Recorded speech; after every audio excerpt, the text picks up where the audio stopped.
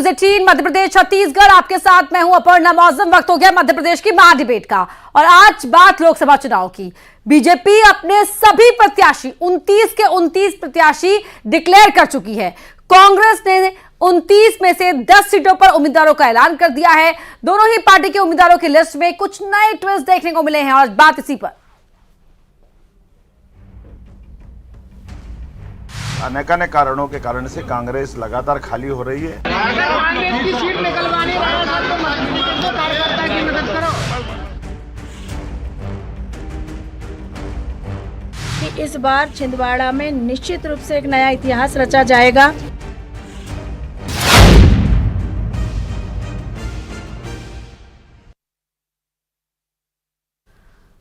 तो एक तरफ लोकसभा का चुनाव है और दूसरी तरफ कांग्रेस से नेताओं का मोहभंग होता दिख रहा है।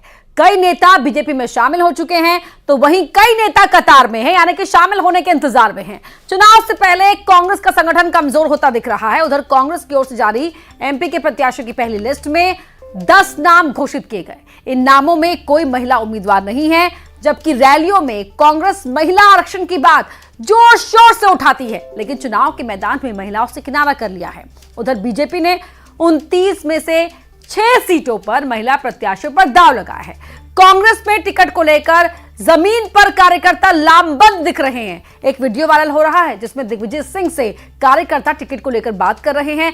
आरोप है कार्यकर्ताओं का कि संघर्ष में तो कार्यकर्ताओं को आगे कर दिया जाता है, लेकिन जब बात आती है टिकट देने की तो कार्यकर्ता नजर नहीं आते, कार्यकर्ता पीछे कर दिए जाते हैं। राजा साहब दिग्विजय सिंह जी से मिलने आए थे और अपने कार्यकर्ताओं की बात रखने आए थे। हमने उनसे कहा कि साहब, जब टिकट की बात आती है तब कार्यकर्ता को पीछे कर दिया जाता है, और जब है ना संघर्ष की बात आती है तो विपक्ष में विगत 20-25 वर्ष से कार्यकर्ता ही संघर्ष कर रहा है। आप समझ सकते हैं कि इस स्तर पर कांग्रेस में कार्यकर्ता नाराज हैं। विधानसभा चुनाव में भी कांग्रेस का हाल बुरा रहा। अब लोकसभा चुनाव है, कार्यकर्ताओं की नाराजगी एक बार फिर कांग्रेस को भारी पड़ सकती है। शायद यही वजह है कि जो कांग्रेस के कार्यकर्ता पार्टी छोड़ रहे हैं, ये वजह भी हो सकती है कि कांग्रेस में युवा और सीनियर नेताओं में तालमेल का अभाव दिख रहा है। युवाओं को तो मौके मिल रहे हैं तो वहीं सीनियर नेता नाराज हो रहे हैं। अब वक्त है महा डिबेट के सवालों पर नजर डालने का। सवाल क्या है, बड़ी स्क्रीन पर आपको दिखाते हैं। पहला सवाल है, क्या हारे हुए उम्मीदवार कांग्रेस को जिताएंगे चुनाव? ये पहला सवाल आज की महा डिबेट का रहेगा। दूसरा सवाल है, क्या कांग्रेस में युवाओं को मौका और सीनियर से किनारा, ये रणनीति अपनाई जा रही है? तीसरा सवाल है, महिलाओं की सिर्फ बात करेंगे, उम्मीदवारी पर खामोश हो जाएंगे, क्यों? ये हम पूछेंगे। महा डिबेट आज की इन सवालों के इर्द गिर्द रहेगी। हमारे साथ खास मेहमान जुड़ चुके हैं। कौन कौन जुड़ा हुआ है मेरे साथ, आपका परिचय करवा देते हैं। आपको स्क्रीन पर दिखाई भी देंगे। कांग्रेस के प्रवक्ता है आनंद जाट, बहुत स्वागत है आपका आनंद जी। बीजेपी के विधायक है आशीष शर्मा जी। शर्मा जी, आपका भी स्वागत है। स्टूडियो में मेरे साथ जुड़ रहे हैं बतौर राजनीतिक विश्लेषक निरंजन पोद्दार जी, सर बहुत बहुत स्वागत है आपका। साथ ही अतुल तारे जी भी हमारे साथ जुड़ गए हैं राजनीतिक विश्लेषक के तौर पर, और वरिष्ठ पत्रकार धनंजय प्रताप सिंह जी भी हमारे साथ थोड़ी देर में जुड़ेंगे और स्क्रीन पर आपको वो नजर भी आएंगे। लेकिन आनंद जाट जी, जरा ये बताइए, पहला सवाल सीधा बिना लाग लपेट के, महिलाओं की तो खूब बात करेंगे, सेल्फी भी खिंचवाएंगे जहां जहां भीड़ में महिलाएं दिखाई देंगी, लेकिन क्यों टिकट देते समय महिलाएं याद नहीं आती?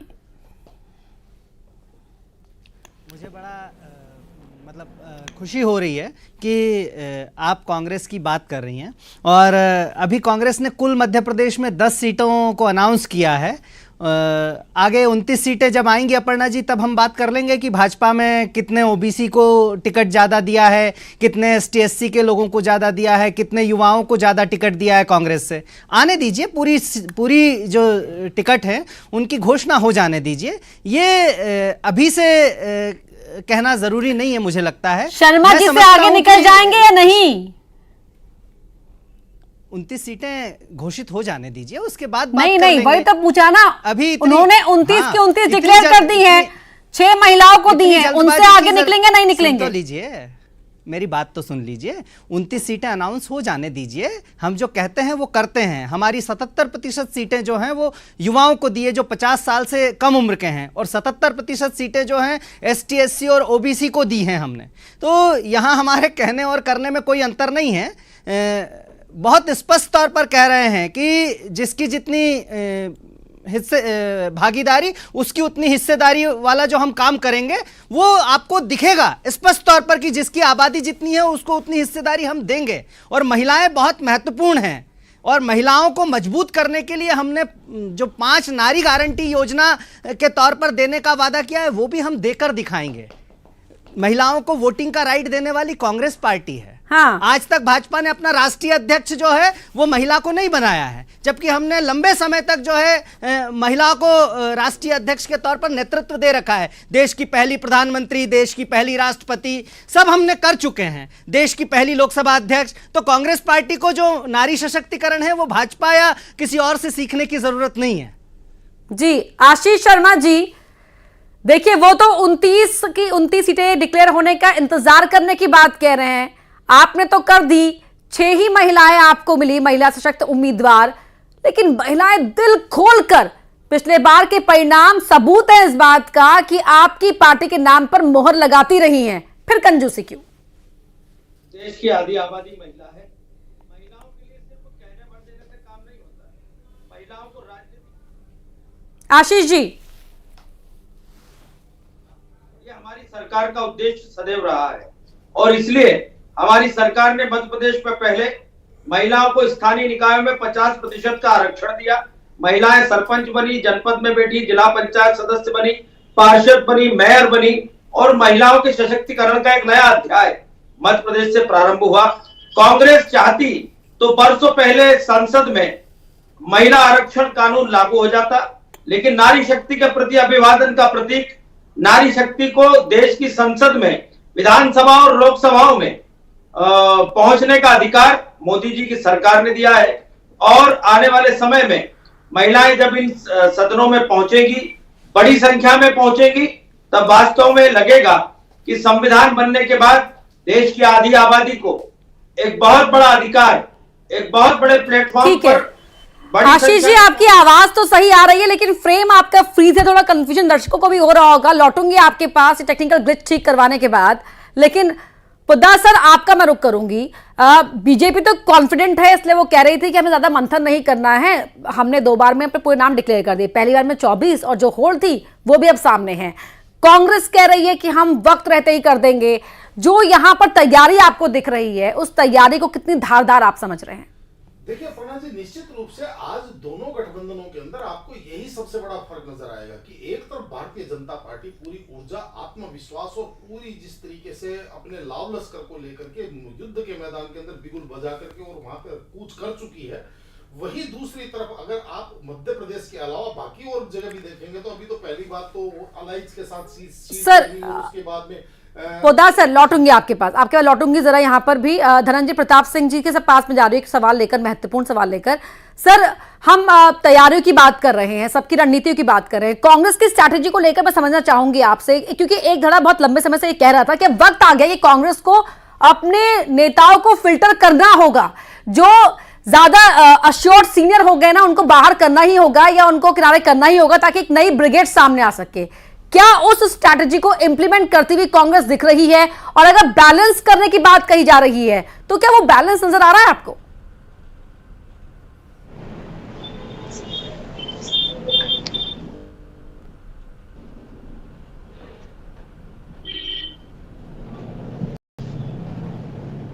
धनंजय जी, ठीक है। अतुल तारे जी, यही सवाल है कि मैं आपके पास आऊंगी।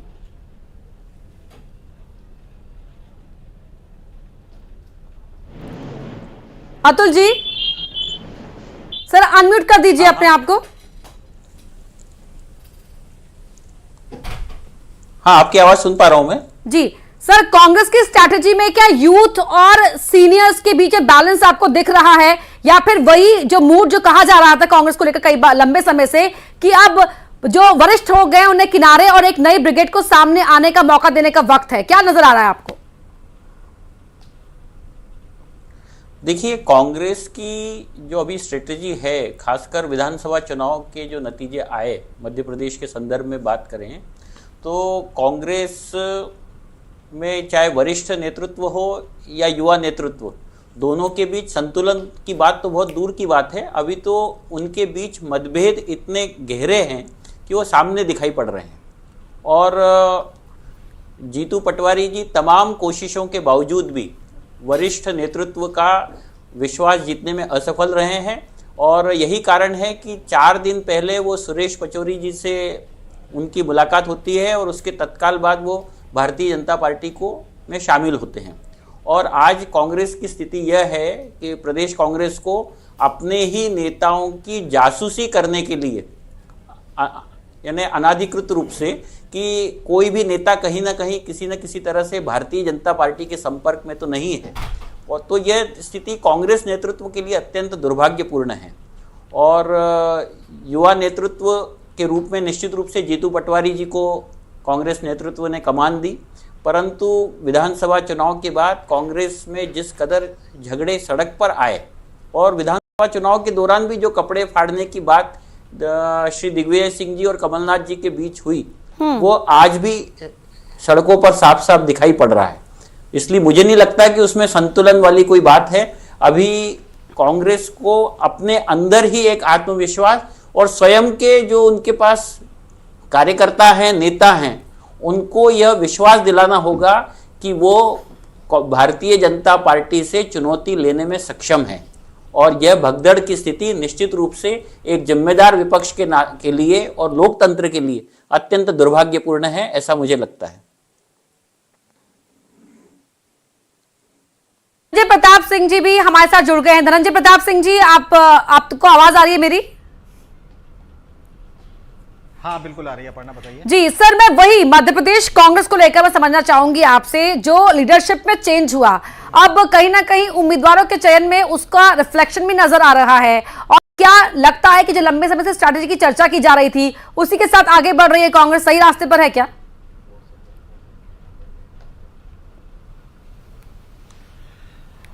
देखिए अपर्णा, कांग्रेस में जो परिवर्तन हो रहा है, मुझे लगता है कि कम से कम 40 से 45 साल बाद हो रहा है। 1980 से जब कमलनाथ यहाँ राजनीति में आए थे, तब से वो यहाँ राजनीति में हमेशा शिखर पर ही रहे। दिग्विजय सिंह तब राजनीति में सक्रिय हो चुके थे।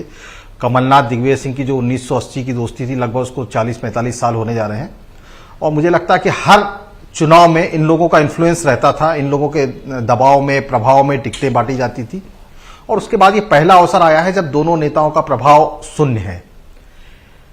लगभग ये मान के चलना चाहिए हमको कि कांग्रेस ने पीढ़ी परिवर्तन करके एक तरफ जीतू पटवारी को प्रदेश अध्यक्ष बनाया है, उमंग सिंघार को नेता प्रतिपक्ष बनाया है।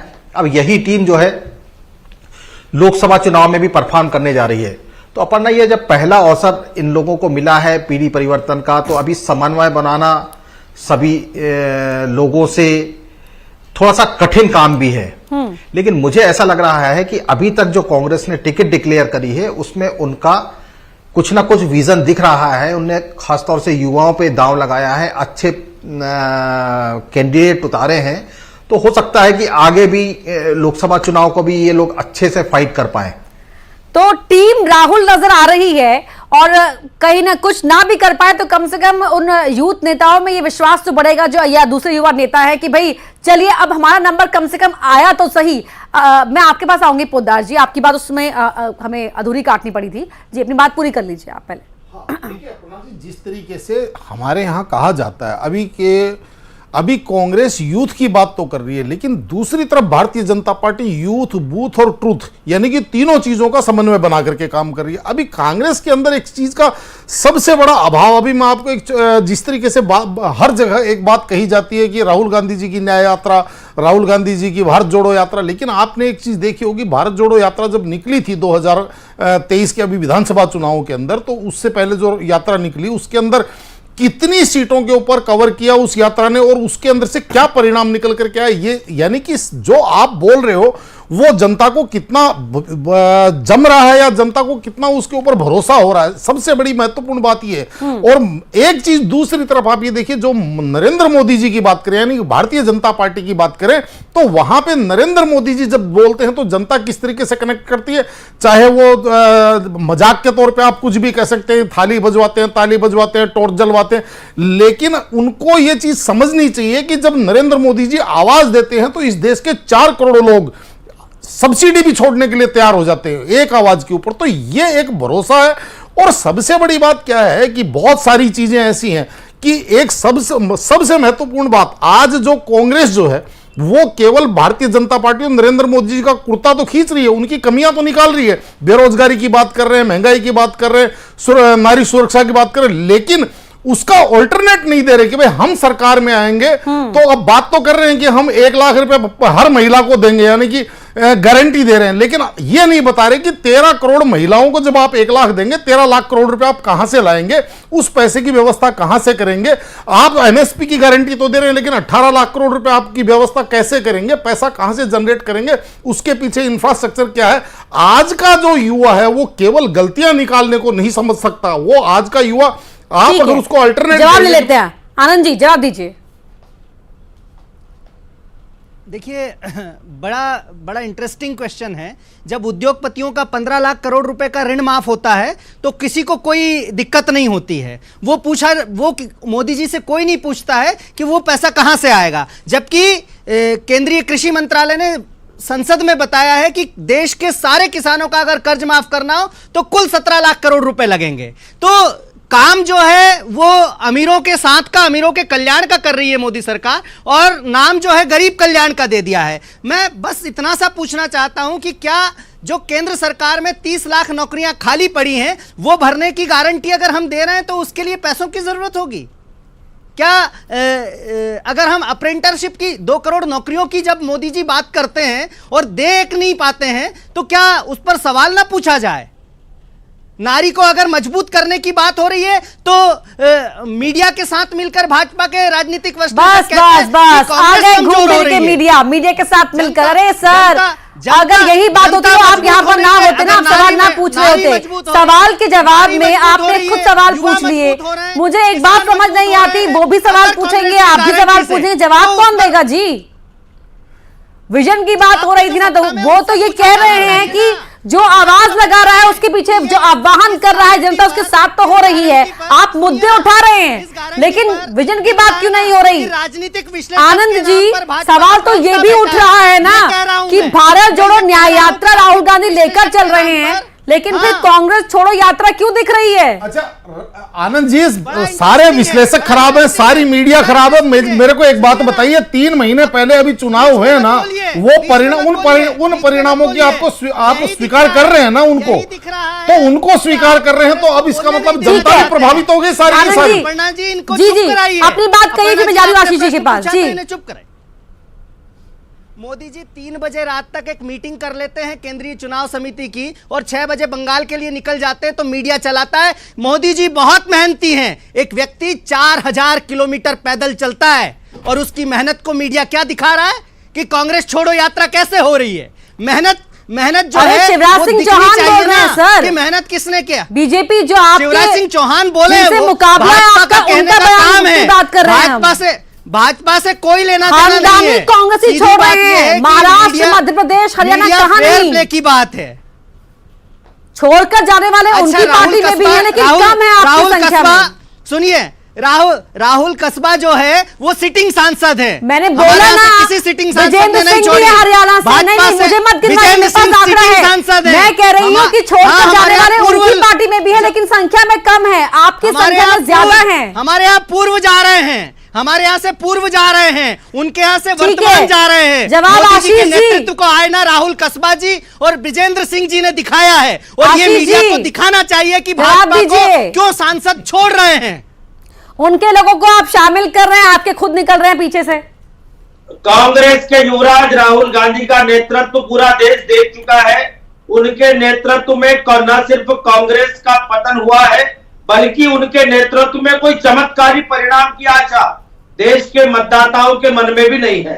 माननीय मोदी जी ने इस देश को पिछले 10 वर्षों में विकास की जो नई ऊंचाइयां दी हैं, ये 4 करोड़ मकान क्या पैसे वालों के बने?